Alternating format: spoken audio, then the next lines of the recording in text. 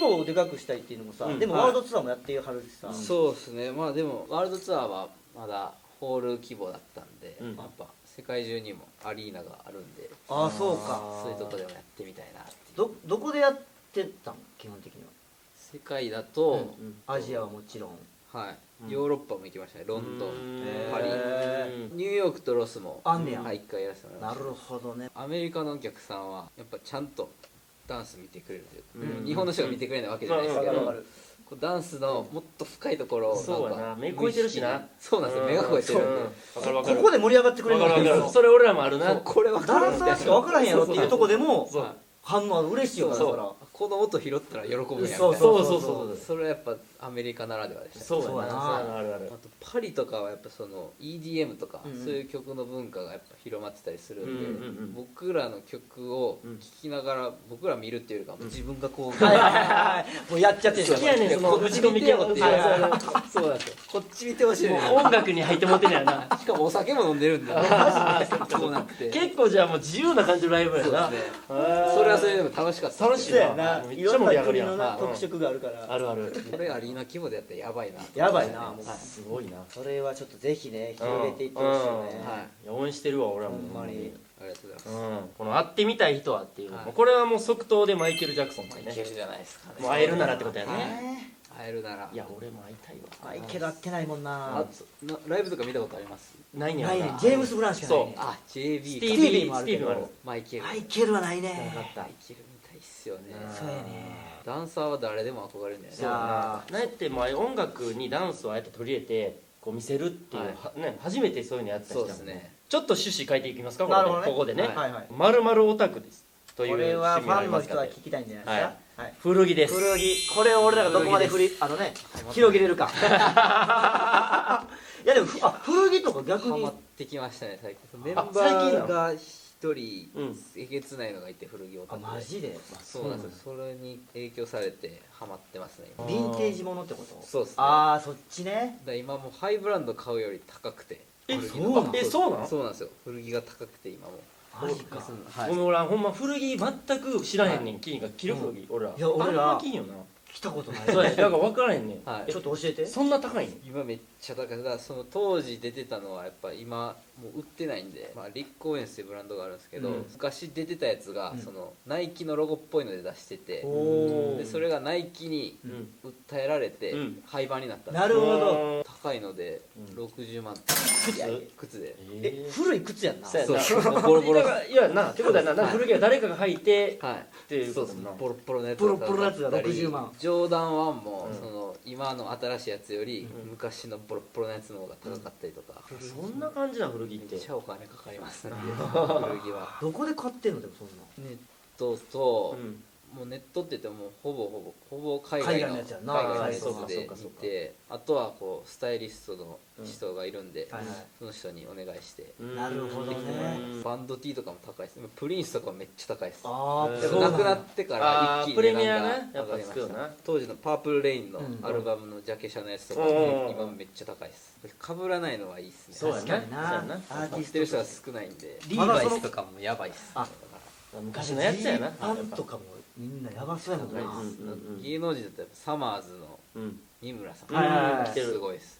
あと浜田さんとかも結構すごい。じゃああれも普通に着てるけどめっちゃ高いんや。めっちゃ高いやつ着てます。草薙さんとかもそれ有名やもんね。1本200万とかするレベルのデニム履いてたりします。T シャツとかは結構いいと思いますけどね。ほんま。好きなアーティストの T シャツを着るとやっぱ上がるんで。確かにね。最近一番気になったニュースは何ですか？ハリネズミが太るという。2匹飼ってるんですけど。そうやね。2匹って僕の中で2人なんですけど。あ、それ子供ってことや。娘みたいなもん。女の子なんや。2人とも女の子で。そうなんですよ。可愛いんで僕も甘やかして餌いっぱいあげちゃうんですよ。ほんなら太ったん？両方太ったん？片方だけ。片方だけ。片方がめっちゃ食いしん坊で。なるほどね。夜中9時10時ぐらいに起き出して活動するんですけど、ハリネズミもう一生食ってます片方。そうなんや。やっぱ太りすぎたらあかんもんな。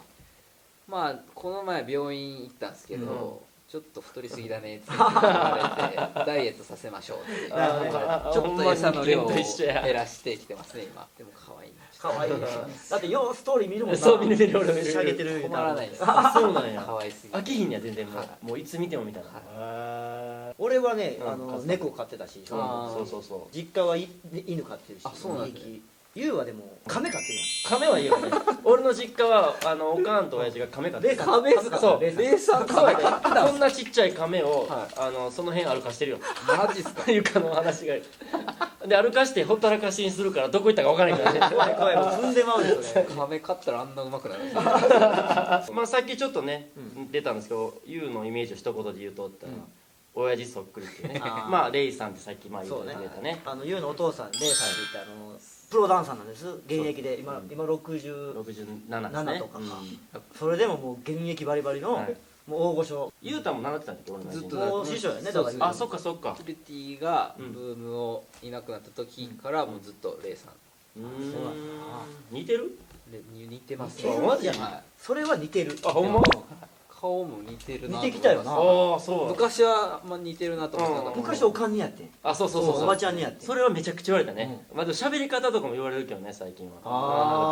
ボソボソっと喋る。似てるかも。踊りもちょっと似てるような気がする。シルエットがな。うん、そうやな。やっぱあるよな。その血の何かはあるよな。シルエットで見たら分かんないですよ。あ、そうやな。この間一緒にショーしてきて、確かにこう映像で見てこうスポット当たるやん。だから分からへんよなどっちか。ちょっと元気な方が俺みたいな。ちょっと熟練されてるのがやっぱ確かにね。味がある。そうやそうやそうや。2人で行ってたもんな上海。行ってたりさ、この間行ってきたり。どういう感覚なのね親子で踊るって。そうですね。俺は相手も気使うけどね。逆に息子の方が。でも親父は楽しそうやで。いやもう嬉しいよ。ノリノリやで。もう茨城のブームで教えてます。いまだにブームでオール練してるよ。オールやで。週3日ぐらいしてる。そうそう、なんか最近また増やして練習してる。また上手くなっていってんのがそうやねん。おかしい。そうやねん。だからちょっと一緒にやったらなんかもうな自分らがちょっとほんまに浅い感じがするんやな。そうやねんやっぱ。どうしてもなんか元気やな俺らに。そうなんかめっちゃシャキシャキしとんな俺ら。そうやな。俺らのライブの出てもらったもん。出てもらってんけど、見に来てくれたもんな。あ、そっかそっか。普通に泣きましたもん。やばーと思いましたね。ジンのイメージはね、ジンバーレイク。これ説明したら分からへんけどね。これはちょっと説明。そうなんですよね。アメリカのアーティストですね。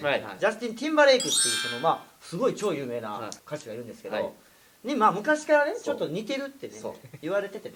みんな見てね。大阪の大御所さんの悪ふざけでモノマネをねちょっとやったんです。でそれがどんどんなんか話大きなって最終的に大阪で一番でかいであろうイベントねの大トリを任されました。しかもね1個前がエレクトリック・ブガルーズ。そうアメリカからのスペシャルゲストの後にえぐいやろ。ジャスティンの曲全部完コピして踊りも全部衣装から。すげえ。あん時ほどビデオ見たことない。あんな努力したことないかもしれないぐらい。それ見れるの映像 YouTube とか見れるのかな。上げてたよねちょっとずつ。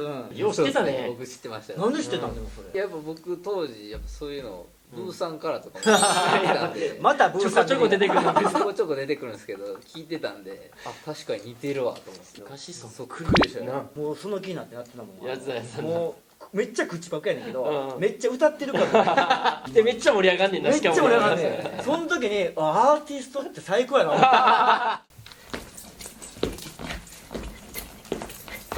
チャンネル登録してね。じゃあ最後これキルティ&ボッシュに足りないと思うことはっていうニュージャックスイングを見てみたいってことね。踊ってほしい。見てみたいですね。でも俺は結構やってたんやけどね。そうやねん実は。あそうなんですよ。そうなの。でもやっぱあのノリってすごいやっぱ通じるもんあるやん。ロックとかに。めっちゃ好きやったよな。一時だから結構練習したりとかしてな。やってたやつだ。そっから結構スタイルも取り入れたりとか。そう16ビートであれずっと入ってるようなノリがそれにこう入っていった。なるほど。だから今度じゃあニュージャックでもちょっとユータに振り付けてもらって。ほんまやニュージャックとかやってる？やりますね。全然勉強してます。今もしてんの？勉強してます全然。お前すげえな。今もう完全先輩のなんかお前すげえなっていうリスペクトが出てる。完全にリスペクトが勉強します。だから今の踊りも勉強してるしやっぱそういうのも掘り下げてんだ。掘り下げますね。だってあれも音楽からのルーツあるもんね。独特なニュージャックの音楽ね。まあでも結果いつもたどり着くのはやっぱ音楽っすよね。やっぱそうやな。最終的にやっぱそうよ。絶対そう。音楽もこういろいろ変わってきて今戻ってきたりしてるもんね、昔のやつもね。そうやね今。これはちょっと時代来るんちゃいます？もう一回。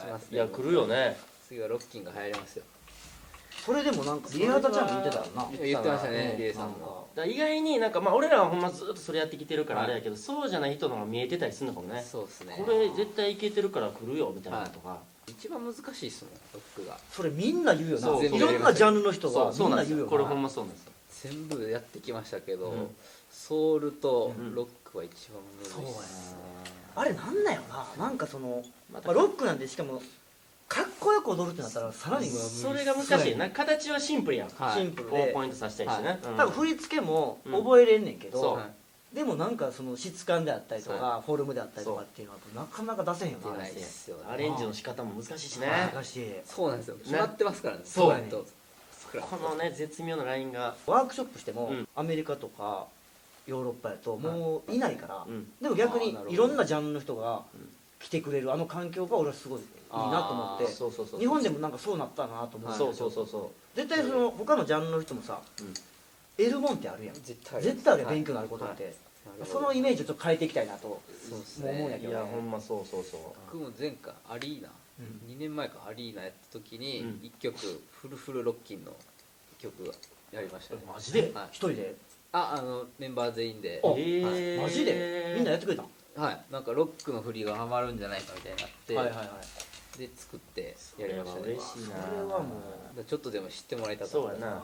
結局今見てる子はマスターで見るからな、それがかっこよくてありやってなれば全然な、古いとかないからもうないもんね。もう今むしろ新しい。そうドームツアーも前回去年のも僕ダンストラックでもうポッピンとロッキンやりました。ディスココーナーみたいな担当して、でそれでも曲もファンクっぽいようにしてロッキンとポッピンやりましたね。あ、そうなんだ。それはソロコーナーじゃない？ソロコーナーで。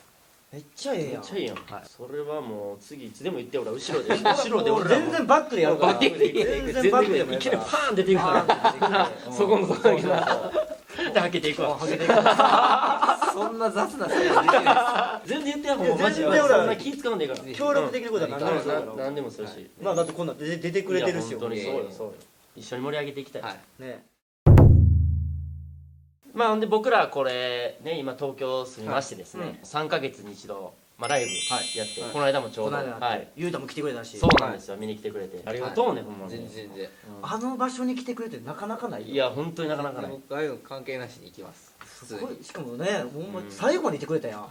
でも楽屋すごいことだったよね。なった楽屋はゆうた来てくれるわ。まあなんかね事務所関係ないすごい空間やなっていう。いやあれは嬉しいね。でもダンスっていうのでやっぱつながって、そうあれねやっぱ可能性を感じたっていうか。そうね。だからこれ3ヶ月に一度やってるんですけどもね、日にちも完全に決まってるんで。そうですね。1月11日の土曜日ですね。来年のね。来年の場所は青山の月見る君をももで19時スタートです。なるほど。時間まで決まっちゃった。今回すっごい良かったから次回はもっとさらにブラッシュアップしてちょっとやっていきたいと思うんで。誕生日の4日後っすね。ちょっとパーティーの用意しとくわ。これはもうケーキも用意しとこう。もし来おへんくても。あと僕らもねYouTube もね始めて、そうなんです。そういうのもやってますし、TikTok も最近始めたやってますんで、そちらもチェックしていただければ良いかなと。ゆうたは逆になんか。そうですね。11月の21日がジェネレーションズのデビュー日なんですけど、で7周年なんですよ。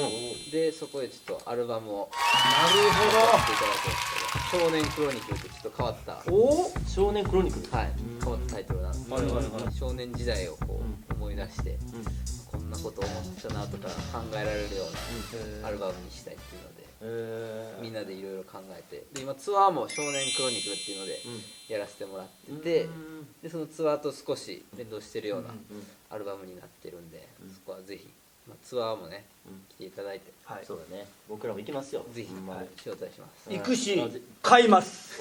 少年クロニクル、それはもうマストでしょ。はい、間違いない。いやお時間になりましたね。これも話ねまだまだいけるんですけど、今日お時間来たということでどうでしたか今日は。もう正直言っちゃっていいですか。はい、言ってください。めちゃくちゃ楽しかった。わかる。だって途中でもお前やるなみたいな。いつあれよか。いやだってやっぱね、ちびゆうたからのそのイメージもあるやんか、こっちはやっぱ親心でまでは言わんけど、そうやな、すごい成長してるし、何だろう、おいみたいな、もう全然チビじゃねえじゃんみたいなとこから始まって、やっぱこう、アーティストとしてね、やっぱりすごい尊敬できるし、ダンサーとしてももちろんそうやし、なんかもう僕は刺激しかなかったですね、今日はね。ダンスやっててよかったなって、これも思う瞬間というか、ダンスでつながれる。それやわ、やっぱゆうたはどう？ゆうたは、いや、そうですね、やっぱ2人とこうやって密なこう話するのも初めてやったんで、そうだな、めっちゃ楽しかったですし、今日初めて聞いたこととかもあったんで、はい、またぜひいつでも呼んでほしいな。こんなカミカミでよければ、また来てくれるそうですよ。世界的なダンサーですか。いやいやいやいや、ありがとうございました。ありがとうございました。今回昼ものええやん、今日のゲストは長塚裕太くんでした。ありがとうございました。また次回ね、配信が決まりましたら、Twitter など SNS でお知らせしますんで、ぜひお楽しみに。はい、今日はここまで。はい、ありがとうございました。ありがとうございました。はい、じゃあ今回も新しいサインが増え増えますね、これ。いいですか。はい、どこでもいいんで、ゆうた、もう目立つとこにパシンと。うわ、なんかかっこよさそう。おお、ほうわ、長いんですよね、サインが。これ1枚ずつやってるのいつも。やってます。すげえな。おわー、きたー。これは渋い。これはいいわ。一言書いてきます。あ、いいっすか。ええやんって書いてきます。おー、関西人。これは嬉しいよ。やったー。一言添えてプレミアつけたところ。確かにこれはもうどんどん増えてきましたね。はい、ありがとうございました。ありがとうございました。